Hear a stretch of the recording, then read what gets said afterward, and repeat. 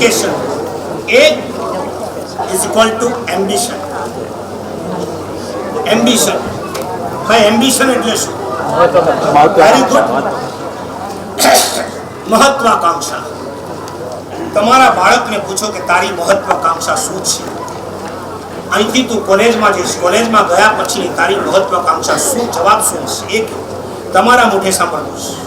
પૂછ્યું છે તમે ક્યારેક? પૂછ્યું છે? પર્સનલ ટ્યુશન લીધા તમે?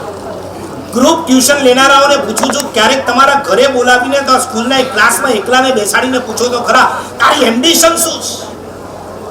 શું મળશે? કદાચ પૂછો તો જવાબ શું મળશે?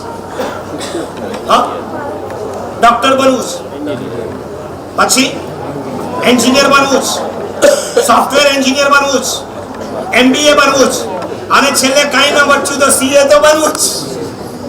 બરાબર. હું તમને પૂછું કે તમારા બાળકની આવી મહત્વાકાંક્ષા હોય ત્યારે એને કહો તું ડોક્ટર બન, વકીલ બન, બેરિસ્ટર બન, એન્જિનિયર બન, જે બનવું હોય તે બન, પણ હજી તારે એક મહત્વાકાંક્ષા આનાથી ઊંચી ઉપર રાખવાની છે. આપણું શિક્ષણ ડિગ્રી લક્ષી ન હોવું જોઈએ, આપણું શિક્ષણ નોકરી લક્ષી ન હોવું જોઈએ, આપણું શિક્ષણ ભાખરી લક્ષી ન હોવું જોઈએ. હજી એક સ્ટેપ એનાથી ઊંચે લઈ જવાની વાત કરવી છે. એમ્બિશન, મહત્વાકાંક્ષા, ડિગ્રીઓની મહત્વાકાંક્ષા નથી જોઈતી. એક સ્ટેજ એને ઉપર લઈ જાઓ કે જે પણ ડિગ્રી મળશે એના પછી મારા જીવનમાં હું એવો યુટર્ન લાવીશ કે હું જો ડોક્ટર બનીશ, કોઈ ગરીબ પેશન્ટ મારી પાસે આવશે તો હું ક્યારેય એની પાસેથી ફી નહીં લઉં ને. આ એની એમ્બિશન હોવી જોઈએ. કોઈ સાચો માણસ જ્યારે કેસની અંદર હારવાની તૈયારી પર હશે ત્યારે એનો કેસ મફતમાં લડીશ, જો એ ગરીબ હશે અને એને જીતાડીને આપીશ. આ તમારી એમ્બિશન હોવી જોઈએ. તમે CA બન્યા તો કોઈ ધાર્મિક ટ્રસ્ટ એની જવાબદારી જો મારા પર હશે, એક પણ રૂપિયાનો ચાર્જ લીધા વગર હું આ ધાર્મિક શિક્ષક, ધાર્મિક ટ્રસ્ટોનું ઓડિટ કરીશ. આ એમ્બિશન છે. આવી મહત્વાકાંક્ષા વર્તમાન કાળના બાળકોનો આની સામેનો માઇનસ પોઈન્ટ કયો છે ખબર છે? Careless mind. એને કોઈ કેર નથી. જો હું એક ખામી પણ બતાવું છું ને ખૂબી પણ બતાવું છું, તમે બીજું કાંઈ ન લખી શકો તો 7 ખૂબીઓ લખજો તમારી અને 7 સ્ટુડન્ટની ખામી લખજો. આટલું લખશો ને તો આવતીકાલે તમે તમારા બાળકોને કહી શકશો કે ગઈકાલે અમે આ સાંભળીને આવ્યા છીએ. વિઝડમલેસ નોલેજ. એની સામે મેં શું કીધું હતું? એજ્યુકેશન, જનરલ એજ્યુકેશન આપો. અને ત્રીજું છે એમ્બિશન. એની સામેની બાળકોની ખામી કઈ છે? Careless mind.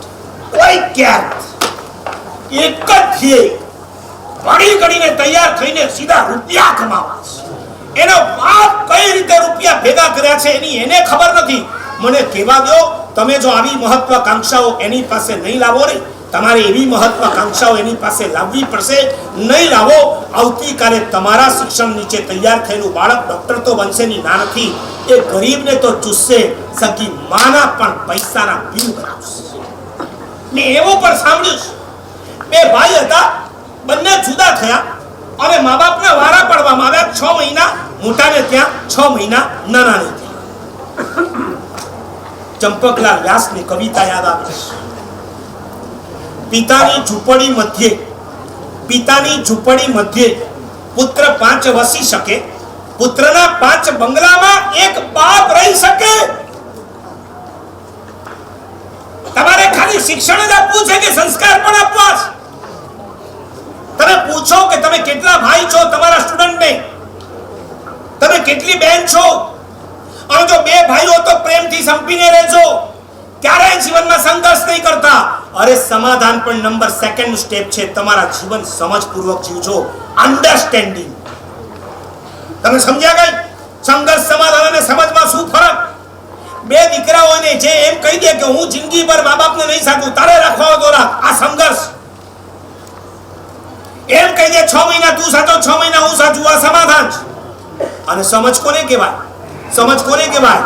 આ મા બાપે મને જન્મ આપી, પાળી પોસી મોટો કર્યો, અહીં સુધી પહોંચાડ્યો છે, એનું ઋણ આવતા ભવમાં નહીં, ભવમાં મા બાપ મને તો પણ વળી શકે નથી. આવા મા બાપને હું જિંદગી સુધી સેવા કરીશ. આને શું કહેવાય? સમાજ કહેવાય. સમાધાન કરતા પણ સમજ ચડિયાતી છે. તમે બહુ સમાધાન સુધી પહોંચ્યા છો, સમાજ સુધી તમે લોકો પણ નથી પહોંચ્યા.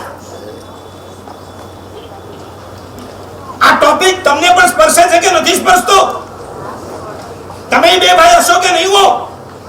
તમારા સ્ટુડન્ટને એ રીતે તૈયાર કરો, ટ્રીટ કરો કે આવતીકાલે તમે બે મોટા થાવ અને બટવારા થાય ત્યારે ઝઘડો રૂપિયાના મુદ્દે ન થવો જોઈએ, મા બાપના મુદ્દે થવો જોઈએ. મા બાપને હું સાચવીશ અને એ કે હું સાચવીશ, પંચને બોલાવી પડીને છેલ્લે નિર્ણય લેવો પડે, એને કહેવાય સમાજ.